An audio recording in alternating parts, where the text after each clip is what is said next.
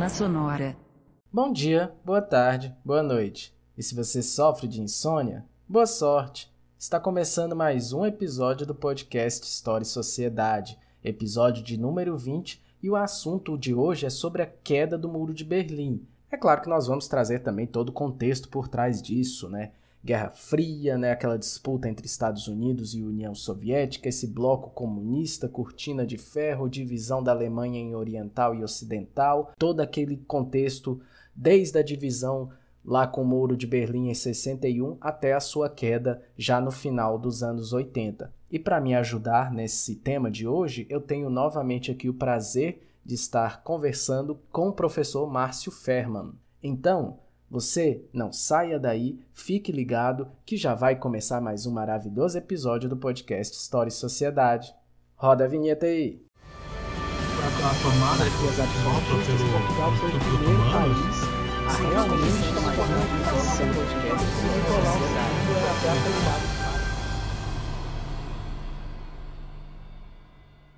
Olá pessoal, está começando mais um episódio do podcast História e Sociedade e o assunto de hoje, um assunto bem pertinente e de uma história até atual, é sobre a queda do Muro de Berlim, o contexto por trás de todo, né, esse aparato, do que foi, do que representou esse marco histórico aí recente para a nossa história mundial. E para falar comigo hoje sobre esse assunto, eu tenho novamente aqui o professor Márcio Ferman, que já esteve aqui no podcast em outra ocasião e está aqui de volta para conversar com vocês. Muito boa noite, bom dia, boa tarde para você, professor Márcio.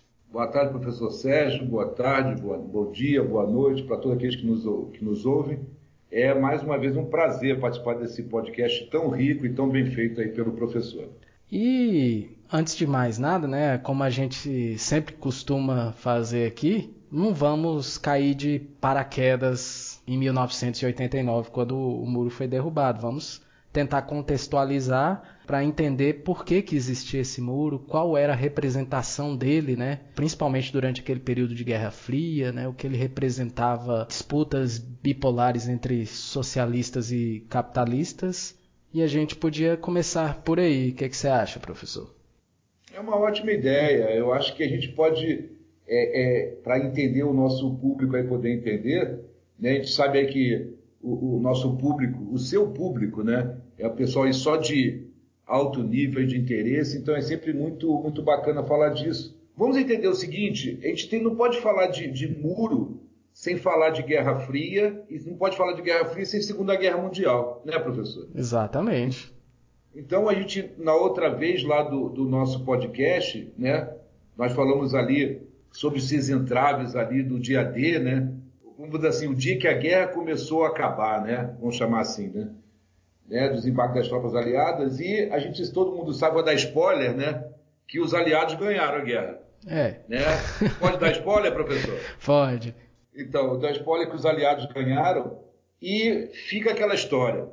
Né? Como tem no desenhos animados, a gente costuma falar isso muito com meus alunos, né? Inglaterra, França, Estados Unidos, né, e demais países ali que orbitaram os aliados, não tinham amizade com a União Soviética, né? É como acontece nos desenhos animados, é aquele momento em que o herói, né, nesse caso muito entre aspas, né, o herói se alia com o arqui-inimigo dele para poder matar o inimigo comum. E foi mais ou menos o que aconteceu, né? Tem aquela famosa frase, né? Se não pode com eles, junte-se a eles, né?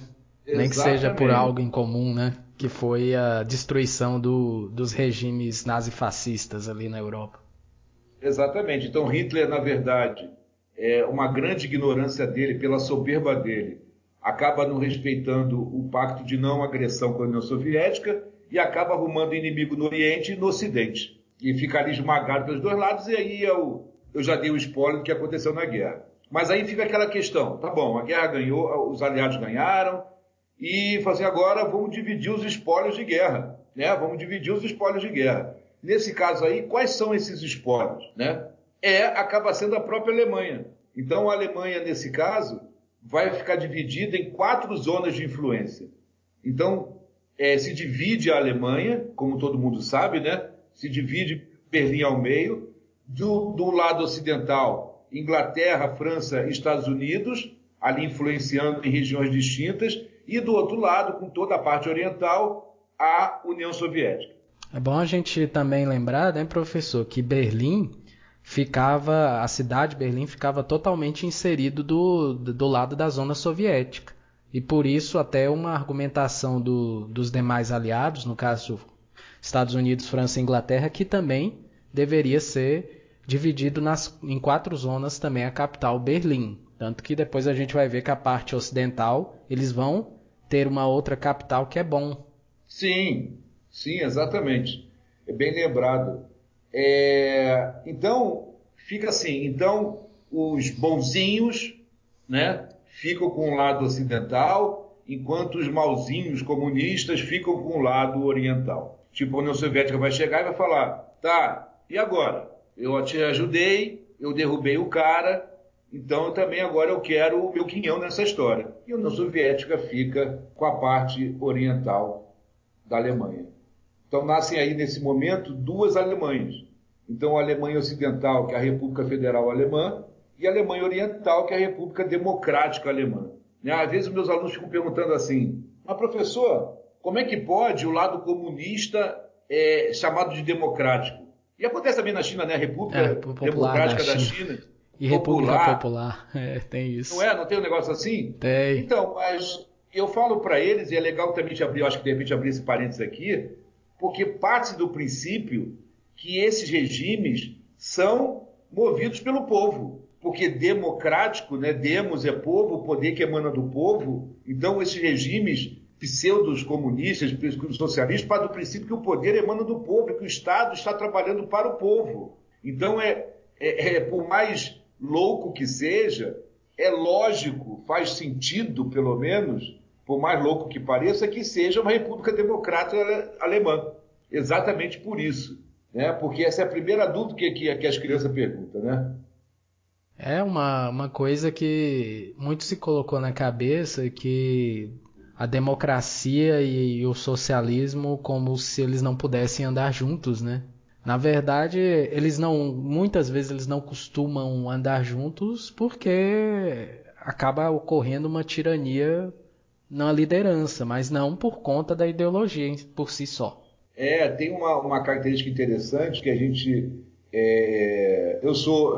peguei um pouquinho também da Guerra Fria também, e eu me lembro de reportagens, né, quando a coisa começou já no final, né, quando a coisa começou a ficar um pouco mais aberta, que na própria União Soviética, enquanto a maioria da população estava lá com a descarga de cordinha ainda, né, o pessoal que estava ligado ao partido estava com hidromassagem, entende? Então, quer dizer, é muito bom se você está do meu lado. Se está do meu lado, você vai passar comendo pão com areia mesmo e graças a Deus por isso, né? E voltando aqui também ao assunto de como ocorreu essa divisão das Alemanhas, é bom a gente entender também, professor, vou colocar isso aqui para deixar bem claro, porque muita gente sabe, mas nem todo mundo às vezes lembra muito bem quando estudou, se estudou, a gente não sabe direito o conhecimento da pessoa que vai escutar aqui o episódio, mas o dia D, por exemplo, que foi quando os aliados, principalmente Inglaterra, Estados Unidos e também os franceses que estavam resistindo à invasão alemã, voltaram com tudo e, pelo lado ocidental, também foram dizimando o exército nazista. Mas a gente tem que entender que essa divisão do lado oriental ocorreu começando lá na Batalha de Stalingrado, né? Quando Hitler, na frente oriental, perde depois de ter conquistado rapidamente, dominado rapidamente grande parte do leste europeu, e aí a União Soviética aproveita e volta com tudo, né?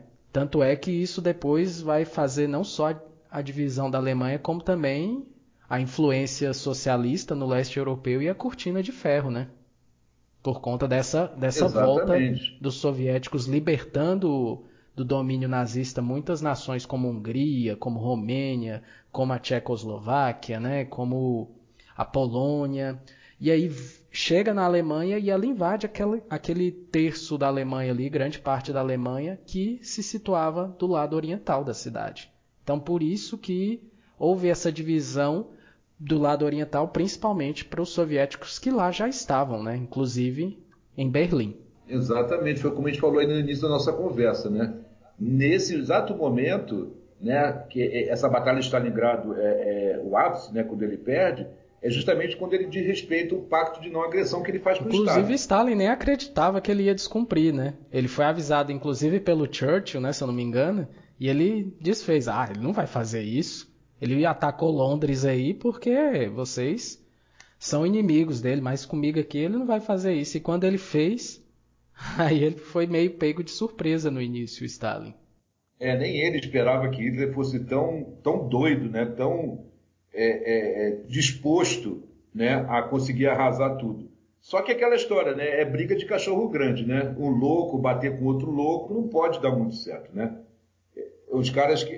porque até a gente que estuda um pouquinho mais sobre a guerra, a gente sabe que, óbvio, com muitas aspas aí em volta, existe um respeito ainda com o seu soldado, né? O lado ocidental ainda tem um certo respeito pelo seu combatente.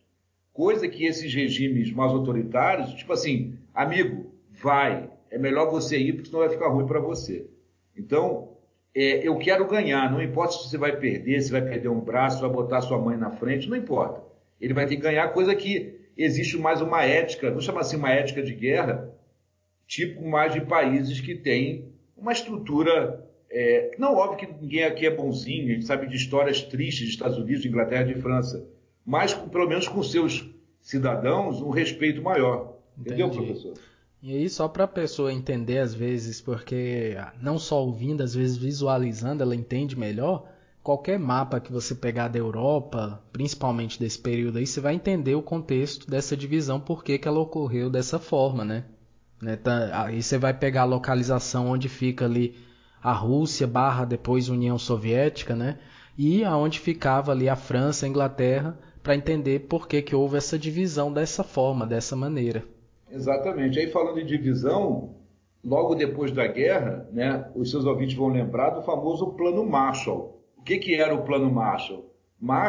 O Plano Marshall tinha interesse de reconstruir, ajudar a reconstrução dos aliados, porque realmente a briga foi na Europa, né? Então, onde se perdeu gente, se destruiu cidades e destruiu plantações, foi na Europa.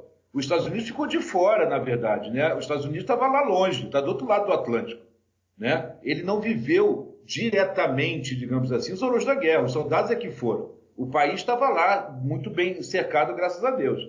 Então, os Estados Unidos vai levantar a Europa e, além disso, vai tentar também barrar a zona, o Plano Marshall também para isso, a zona de influência da União Soviética.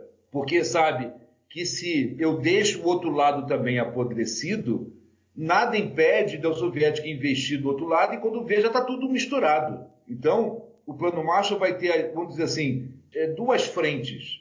Primeira é realmente a reconstrução, botar três. Os Estados Unidos vai criar uma zona de influência, como tem até hoje, mal ou bem ali nos aliados dele da OTAN, ao mesmo tempo que, na medida que se reconstrói o Ocidente, está barrando a influência do Oriente, né? O chamado efeito dominó, que vão usar até essa expressão mais tarde, lá na Guerra do Vietnã, né? 30 anos depois, lá na Guerra do Vietnã.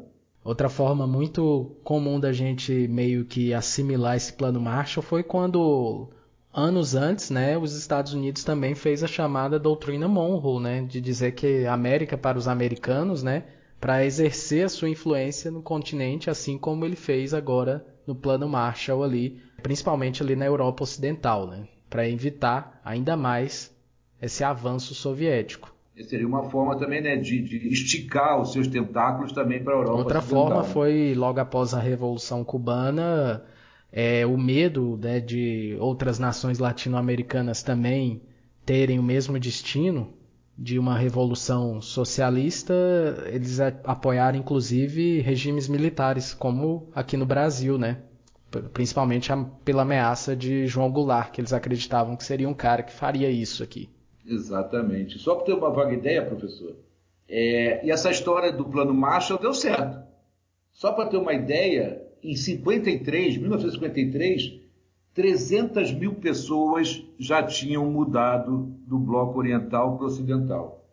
E de 48 a 61, mais de 2,5 milhões de pessoas migraram do lado oriental para o ocidental. Aí os caras começam a fazer as continhas, falam assim, ó, se sobrar, quando vai ver, não vai ter mais ninguém aqui. Está todo mundo indo para o outro lado? Óbvio, quem vai querer viver num ambiente onde tem subdesenvolvimento, líderes autoritários, que você não pode gritar um A na janela que você vai preso. Por outro lado, eu tenho, entre aspas, liberdade, desenvolvimento, prosperidade, eu posso xingar o presidente em praça pública que não acontece nada comigo. Óbvio, eu, o senhor, qualquer outra pessoa, com certeza vai querer mudar de um lado desse para o outro, né? Mesmo porque era só atravessar a rua, eu estava lá, em Berlim Ocidental. Né? E isso fica ainda mais evidente, isso fica mais aparente no caso alemão, porque a gente dividiu um país e dividiu uma capital, uma cidade ao meio, né? Então, às vezes você dividiu famílias por conta disso, né? Vamos colocar Berlim, que é uma cidade, né? Você, às vezes, com essa divisão, você teve irmão que ficou do lado ocidental, outro que ficou do lado oriental, né? Pais e filhos que tiveram que viver separados. Era como se fosse uma pandemia, vamos dizer assim, colocar uma contextualização aqui. Dividiu, impediu você de visitar, muitas vezes, um ente querido que estava ali do outro lado. Mas mais depois do muro, professor. Até essa parte, nessa parte ainda se trafegava, de alguma forma se trafegava. Isso aí foi uma retaliação principalmente do lado soviético quando viu aquele povo em excesso atravessando do outro lado, né? Porque ele tá vendo, o que tá acontecendo aqui? Tá todo mundo indo embora? Tá tendo um êxodo tão grande aqui do lado oriental, vamos ter que tomar alguma atitude. A atitude mais simples a ser pensada foi murar Berlim todinha de cabo a rabo, falar agora ninguém entra, ninguém sai se a gente não autorizar aqui. Exatamente. Então, o que acontece? Então, a Alemanha, que na verdade a Alemanha Oriental, que era uma marionete da União Soviética, vai chegar o primeiro-ministro, vai chegar na União Soviética, na figura do senhor Nikita Khrushchev. Vamos falar o seguinte, então, do dia 12 para o dia 13 de agosto de 61, muro, a partir de agora ninguém passa. Óbvio, existem alguns documentários no History, tudo eu recomendo aos seus ouvintes a ver esse documentário, que às vezes as pessoas estão no imaginário popular que o muro já nasceu muro. Ninguém mura uma fronteira da noite para o dia, nem se fosse ET. Né? Aqueles mesmos ET que construíram as pirâmides do Egito, nem eles. Assim, que teve ET, né? Que a gente sabe que é muito difícil um ET chegar ali na região ali e construir, mas o povo levanta essas hipóteses, né? Mas... Não foi o ET que construiu a pirâmide, nem esse ET que construiu a pirâmide vai poder fazer um muro numa fronteira inteira da noite para o dia. Então acontece realmente do dia 12 para o dia 13 de agosto de 61, constrói-se uma divisão que no primeiro momento era rústico, era de arame farpado. Óbvio que era uma coisa, né? Ninguém também, né? Você, arame farpado eu faço em 2 dias. Assim, não, foi uma obra bacana, foi muita gente. Mas arame farpado. O que nós entendemos como muro, ele foi se desenvolvendo com o desenrolar dos anos. Aí virou muro, aí depois partes era muro, outra parte não era, e guarita, e o negócio ficou ficando mais sofisticado na medida que o tempo foi andando. Mas o tal muro nasce arame farpado, ok? Aqueles madeirinha cruzada em X e arame farpado e guarda armada até os dentes. Neste momento, aí acabou a graça. Nesse momento, acabou. Se na noite anterior eu fui visitar minha tia, eu não pude mais voltar para casa. Eu estava literalmente preso na cortina de ferro. Literalmente. Porque agora vai acontecer o que acontecia em toda a União Soviética, lembrando que a Alemanha Oriental era uma parceira da União Soviética, não fazia parte da União Soviética, assim como Polônia, antiga Tchecoslováquia, Hungria, não faziam parte da União Soviética. Faziam parte do pacto, de Varsóvia. Do Pacto de Varsóvia, exatamente. Óbvio que a gente entende que Moscou tinha uma área de influência sobre tudo ali. É quase como se fosse uma mesma coisa. Mas, Quase não é. É a mesma coisa a OTAN. Os Estados Unidos tinham uma grande influência em cima de França, Inglaterra e afins, indiscutível. Mas Estados Unidos é Estados Unidos e França e Inglaterra era França e Inglaterra. É bom a gente frisar isso para não haver mistura na cabeça dos nossos ouvintes. Exatamente. E só a título de curiosidade também, eu sempre gosto de pautar isso, que um país acabou recebendo influência e ajuda dos dois lados, que foi a Iugoslávia, né? A Iugoslávia era meio que fazia vida dupla, né? Conseguia um prato de comida do lado soviético e conseguia mais um pouco de comida do lado norte-americano ali. Então a Iugoslávia foi talvez aí a exceção nessa cortina de ferro, vamos dizer assim. Brincava com os dois lados, né? Assim como Dom João VI fez com França e Inglaterra lá atrás, no bloqueio continental. Bem chamado, bem chamado. Eu não posso bater no Napoleão, mas também não posso largar meu amiguinho inglês, né? Então ele vai brincando com os dois. Então o que acontece? O tempo passa, né? E agora já estamos nos anos 80, né? É óbvio que nesse momento todo está rolando o que chama de Guerra Fria, né? Estados Unidos brigando com a União Soviética, mas isso pode ser, de repente, um assunto para um outro podcast, né, professor? Até porque é um tema, Guerra Fria, tem muitos recortes, é um tema muito amplo, né? Só de guerras, a gente pode falar da Guerra do Vietnã, Guerra da Coreia, Revolução Chinesa, Revolução Cubana, né? A gente pode falar da América Latina num contexto geral. É muita coisa para se falar durante a Guerra Fria, né? Guerra espacial. O que não falta é assunto. Exatamente. Então, o que acontece? Estamos nos anos 80 agora. Então, o bloco comunista como um todo, vamos entender agora como um todo, vou chamar toda aquela parte da cortina de ferro, está em crise.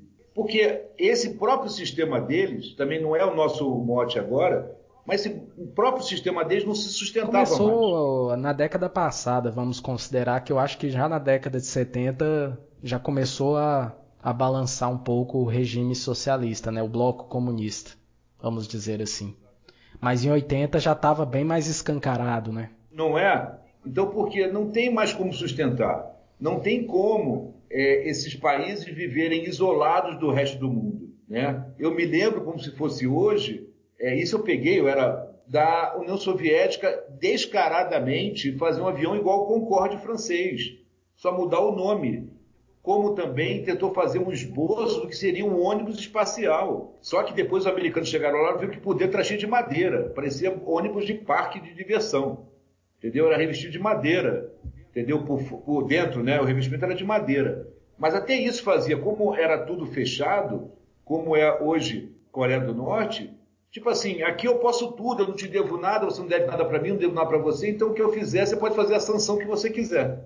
Então era mais ou menos por aí, se copiava na cara dura mesmo. É bom também a gente lembrar que, devido ao grande investimento nessa guerra de influências aí que foi a Guerra Fria entre União Soviética e Estados Unidos, a União Soviética direcionou muito dos seus gastos, né, para pesquisa e para indústrias militares e bélicas. Então, outros setores foram ficando defasados, porque ela não conseguia controlar esses investimentos de forma igualitária, porque a competição ficou tão grande, tão absurda, que ela direcionou, né, nessa luta, nesse poder de influência com os Estados Unidos, fora os gastos, por exemplo, com a guerra do Afeganistão, vamos lembrar disso aí também, né? Aquela invasão no Afeganistão que foi caríssima para a União Soviética, ou as guerras que ela, quer queira ou quer não, teve influência ali na Ásia também, tudo aquilo foi gerando gasto, né? E uma hora a conta chega. Você é um regime muito fechado, você não tem uma economia de expansão aberta igual os Estados Unidos tinha, que tinha da onde tirar. Aí fica mais difícil. Você imagina você sustentar, construir centenas de mísseis nucleares e bancar toda essa estrutura. É uma coisa de maluco, né? Não tem dinheiro que chegue, né? Não tem dinheiro que chegue. A gente lembra que a gente fala que na época o rublo, né, a moeda russa, tinha muito valor naquela região. Saía dali, ele não valia absolutamente nada. Câmbio, né? Não valia absolutamente nada, mas dentro do bloco era o dinheiro mais forte do bloco. Seria o nosso dólar, o nosso euro. Mas aqui fora do bloco ele não valia absolutamente nada. Ninguém queria saber daquilo nem dado. Não comprava nem uma jujuba.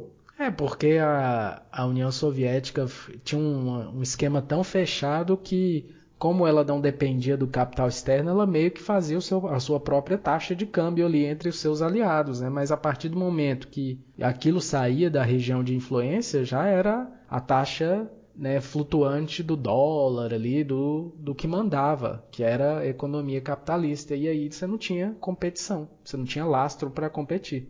Aí ficava difícil. Exatamente. Como é que eu vou confiar numa economia que eu sei que pode cair em qualquer momento, uma economia que eu não conheço, uma economia que eu não confio? A representatividade que é o dinheiro não vai valer absolutamente nada. Né?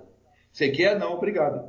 Quer para botar na parede de recordação? Talvez. Mas para gastar, não vou comprar nem a bala. Né? Então, nós estamos falando aí de crise do bloco comunista nos anos 80, na Alemanha, vamos falar agora de Alemanha, já que esse foco nos interessa.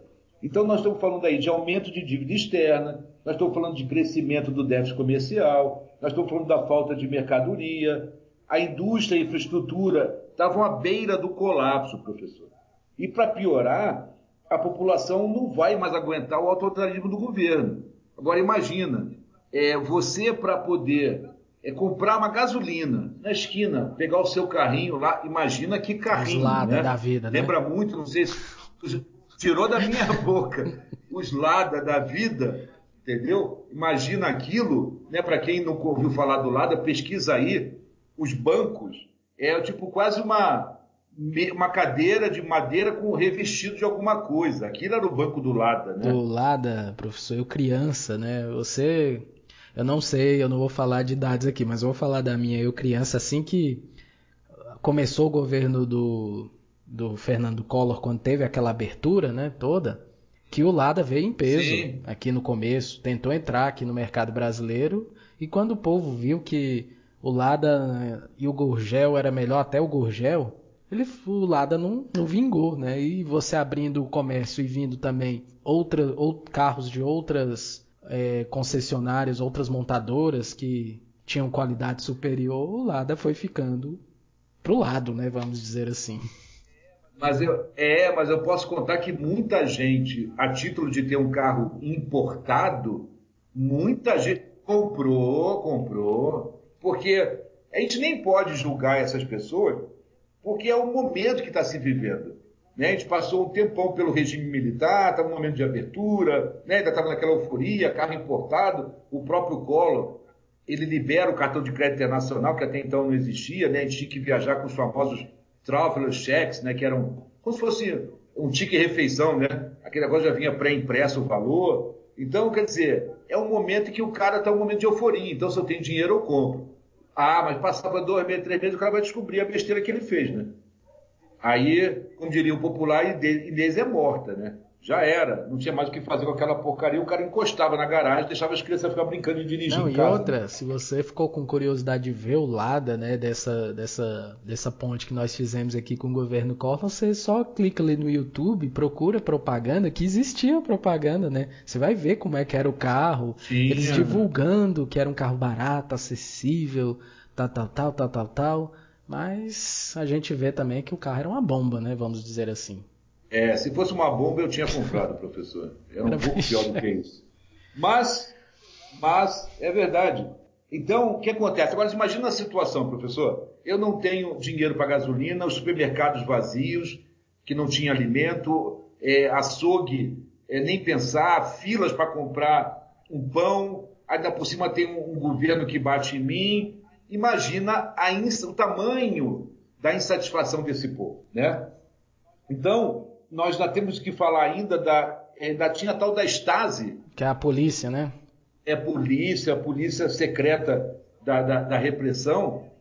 Não era incomum você estar em casa, alguém te denunciar e o cara, nem bater, o cara arrombar a tua porta e levar você já apanhando e já ir apanhando no resto do caminho. Aí nunca mais você vai virar só um retrato na parede, nunca mais você ouviu falar de você. Né? Até explicar que fosse de pouco não era tomado, que alguém te denunciou à toa, já era. Muita gente, obviamente, milhões de pessoas morreram nesse contexto, né, professor?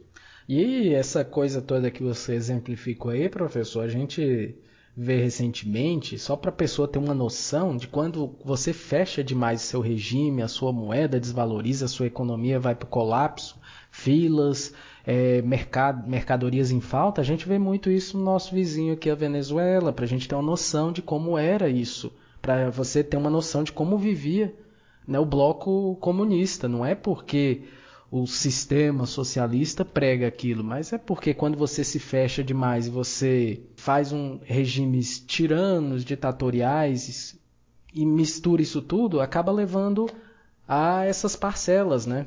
Infelizmente. E a gente fala que história ensina muito até para o nosso dia a dia. A gente costuma dizer que quem já apertou um parafuso na vida sabe o que eu vou dizer. Tipo assim, não aperta muito não que esterça, não é? Se você apertar demais o parafuso, ele vai perder a cabeça e vai dar coisa errada.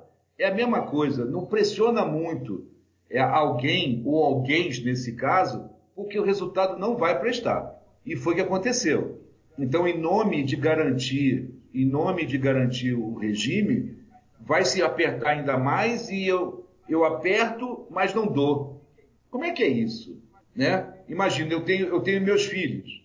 Então, imagine que, além de eu não dar carinho, eu não dou alimento, eu não faço nada, ainda por cima, cada vez que o cara piscou errado, eu dou uma surra na criança. Não vai demorar muito, essa criança vai fugir de casa e vai me matar. Essa é a realidade.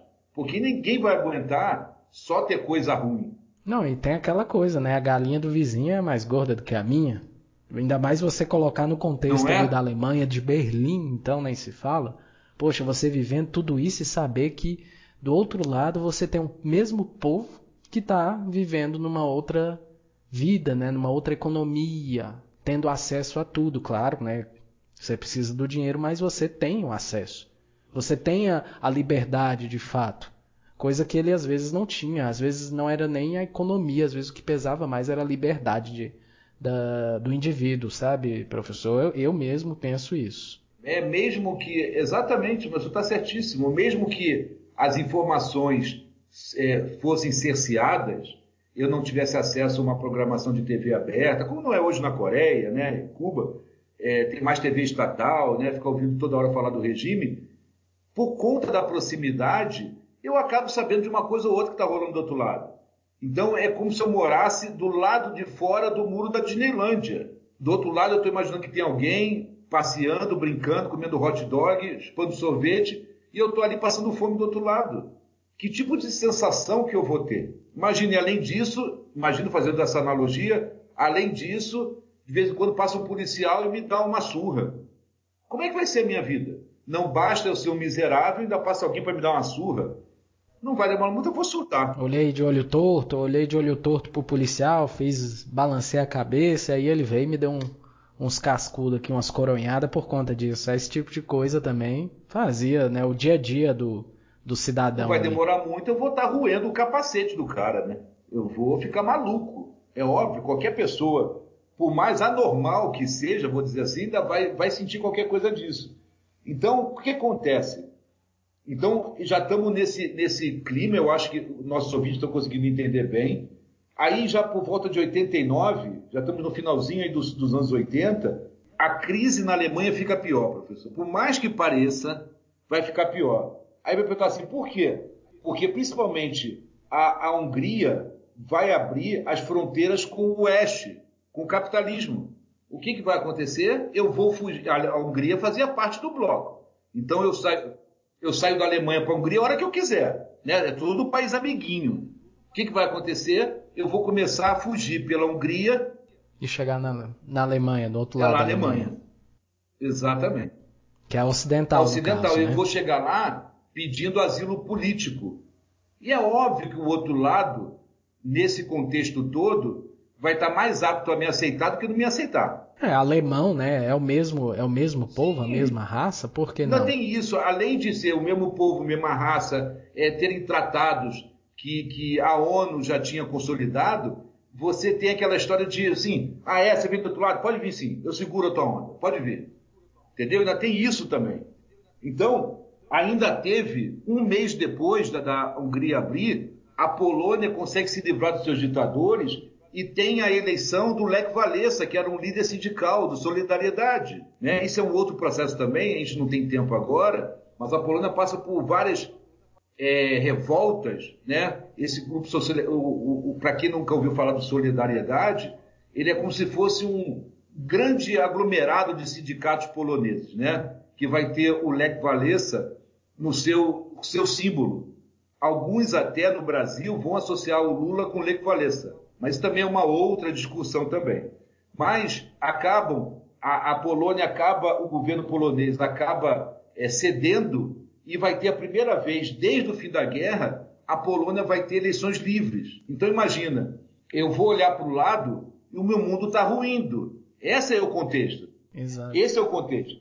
Aí você vai ver o nome Pacto de Varsóvia, Varsóvia é a capital da Polônia, e a Polônia nem é mais minha aliada. Olha só que loucura que estava ficando o negócio, né? Então, é aquela velha máxima, professor, o navio está afundando, os primeiros que saem fora são os ratos. Farinha pouca, meu pirão primeiro. Essa é a grande verdade.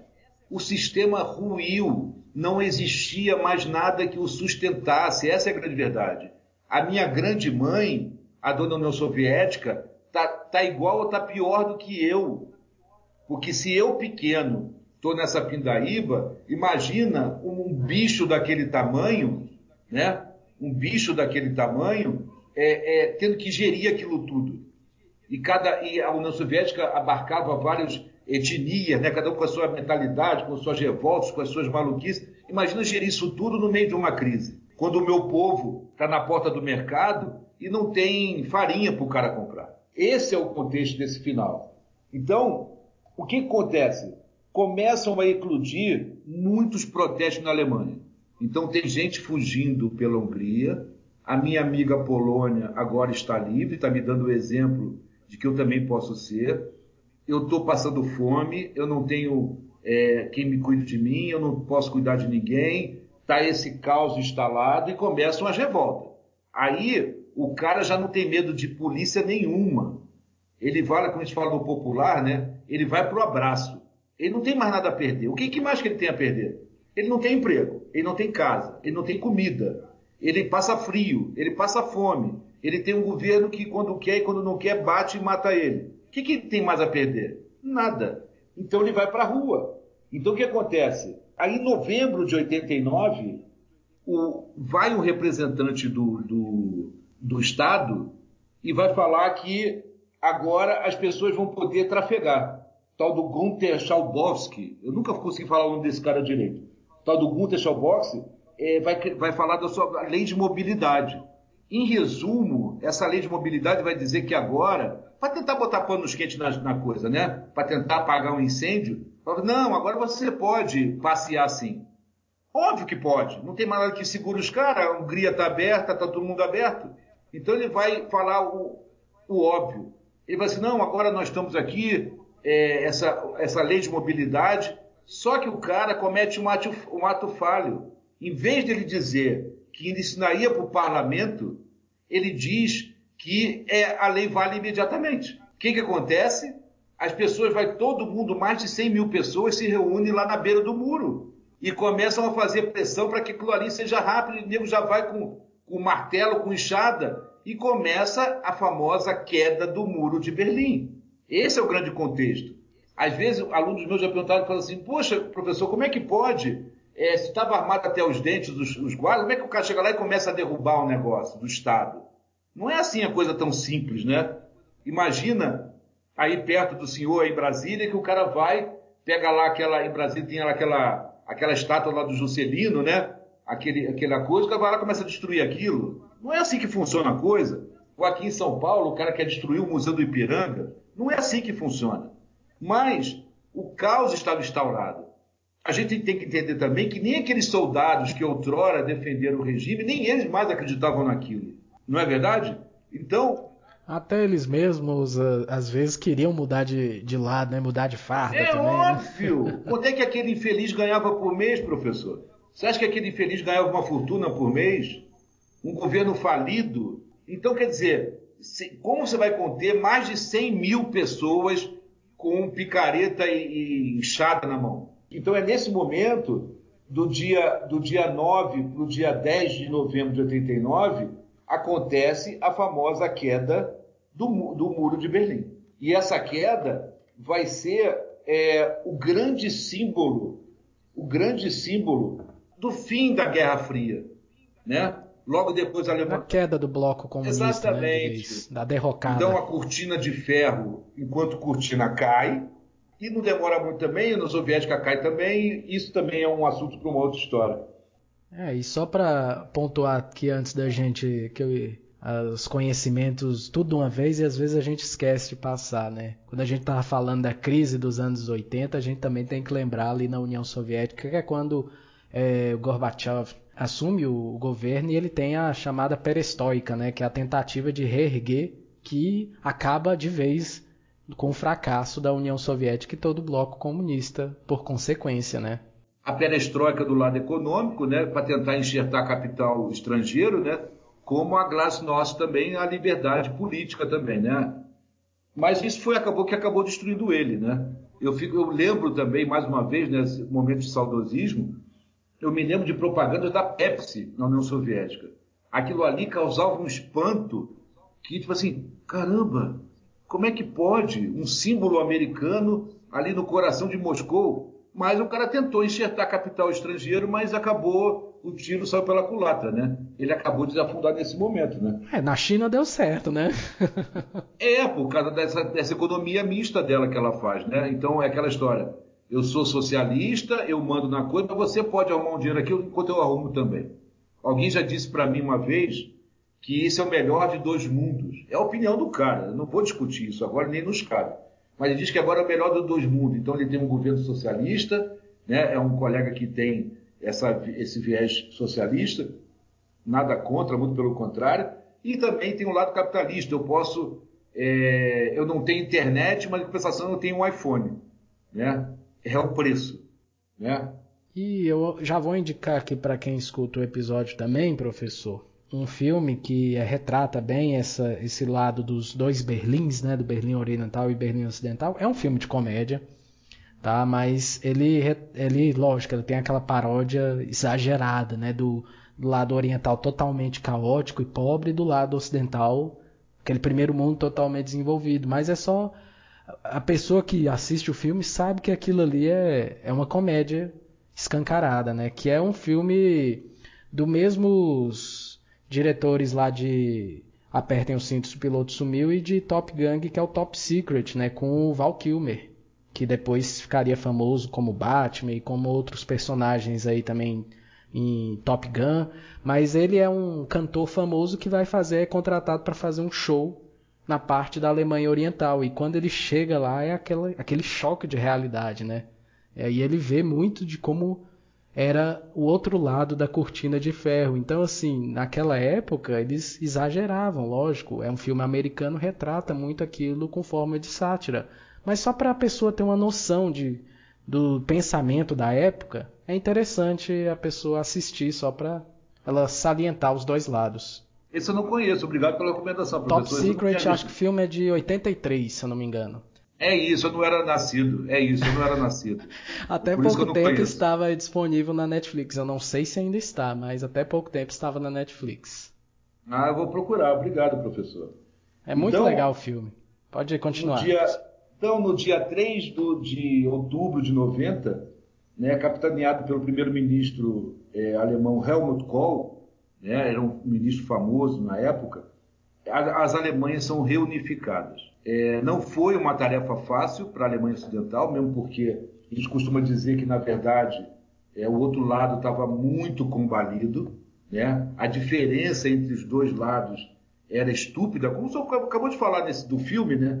A diferença dos dois lados era estúpida, era gritante, né? E acaba tendo, por muito tempo, diga-se de passagem, um processo de xenofobia dentro da Alemanha. O alemão ocidental não olhava o alemão oriental como alemão. A gente tem que imaginar também que isso até dá para entender, a gente vê de fora, parece estranho, mas tem gente que nasceu e morreu e não viu a Alemanha junta. Exatamente. É o que eu ia pontuar aqui, professor, porque uma coisa é você pegar as pessoas mais velhas que viviam juntas antes dessa divisão, elas vão entender que é o mesmo povo. Mas uma pessoa que nasceu, vamos supor, na década de 70 ou na década de 80, que já nasceu com aquela separação, aquela segregação, ele vai entender como uma pessoa diferente da dele. Ah, é um europeu, mas é um outro europeu. É como se fosse um polonês, um húngaro, mas não um alemão.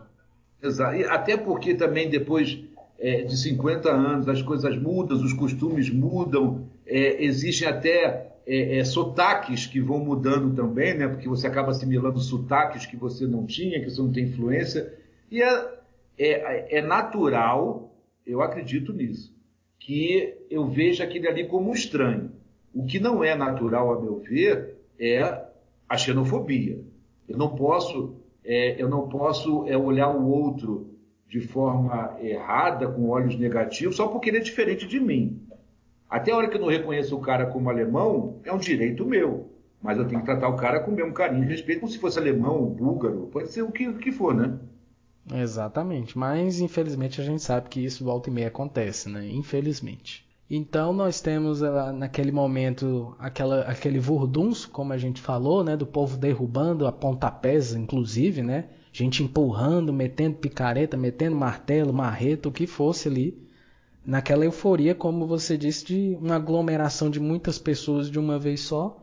E aí nós temos em novembro de 89, que fez agora recentemente aí 30 anos, ano passado, né, a queda desse muro de Berlim e a derrocada do Bloco Socialista, né, professor? Vale uma curiosidade. O Brasil estava lá nesse momento, porque o Pedro Bial, esse hoje que as pessoas conhecem fazendo o Encontro com o Bial, né, tem um programa de entrevista, ele era bem jovem na época, ele cobria ali a região da Europa. Quando o muro começa a cair, ligam para ele assim, vai lá que o muro está caindo. E ele meio que ele transmite ao vivo o pessoal em cima do muro e quebrando o muro à marretada. É verdade, isso tá, você procurar aí nos anais da Globo, você vai ver ele transmitindo ao vivo a queda do muro. É muito interessante. Por coincidência, você vê como a televisão, como a mídia às vezes impregna coisas na cabeça da gente, né? Quando eu lembro do povo derrubando o muro de Berlim, a primeira coisa que me vem à cabeça, isso aí você às vezes acha até no YouTube, que é rico nessas coisas de propagandas antigas, né? Final dos anos 90, assim que o Mercado Livre estava entrando com a internet ganhando expansão, ele fez uma propaganda pegando as imagens do povo marretando e derrubando o muro e colocando como se o povo estivesse derrubando o muro e gritando Mercado Livre, Mercado Livre. Eu lembro e aquilo disso. Ficou. E toda vez que eu vejo alguém falando de queda do muro de Berlim, me vem essa propaganda na cabeça. É algo meio que grudou, infelizmente, ou felizmente, né? Não sei.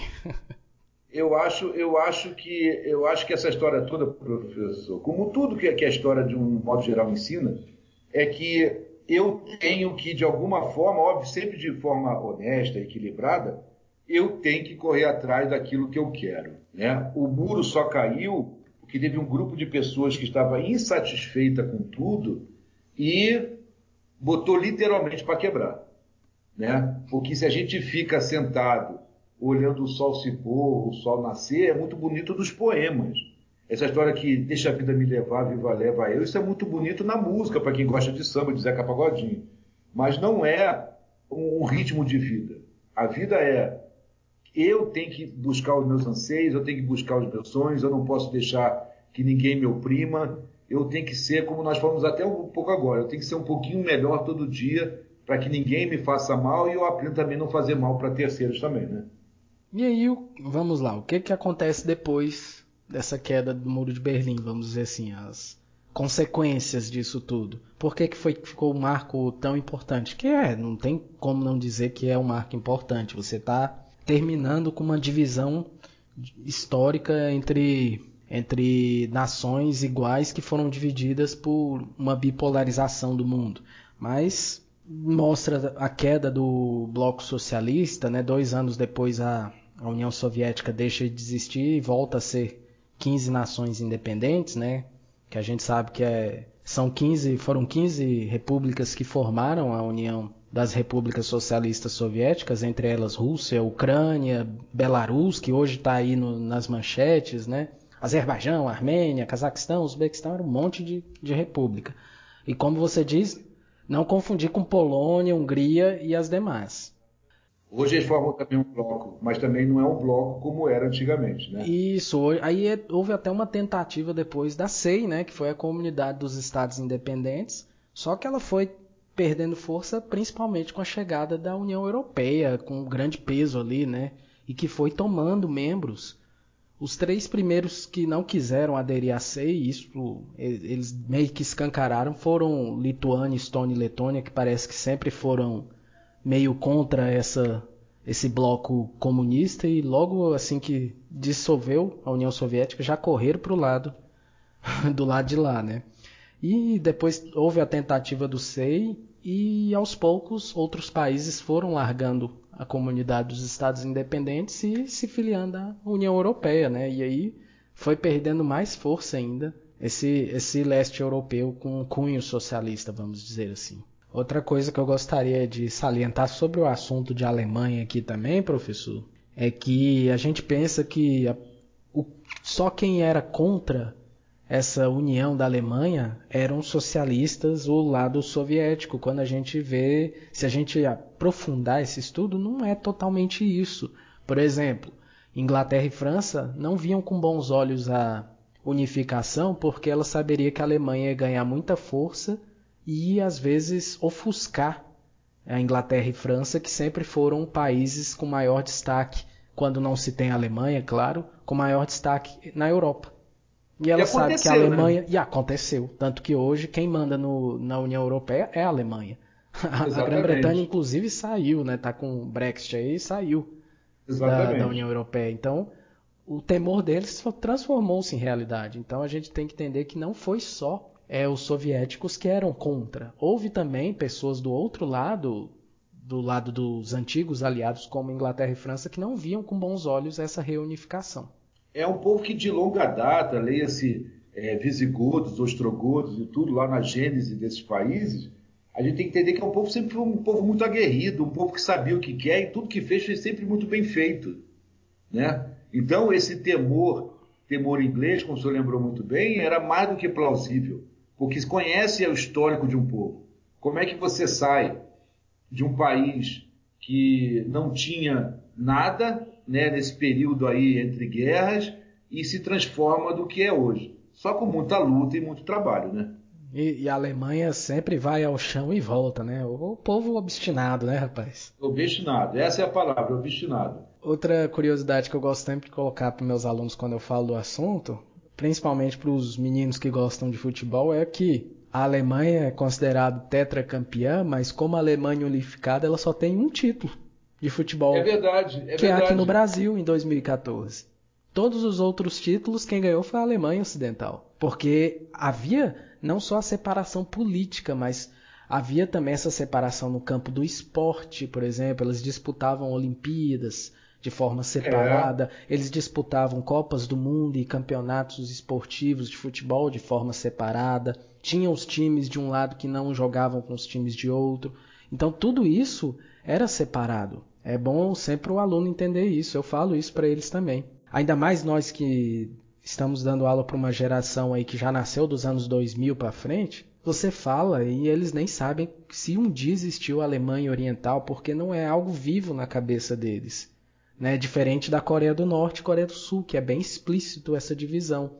Agora eu que já peguei o finalzinho e nós que ainda pegamos essas duas Alemanhas, a gente entende bem essa diferença, né? Pegando o seu gancho, vale uma observação que, assim como todos os sistemas socialistas, o socialista como o capitalista, o esporte é uma senhora porta de propaganda.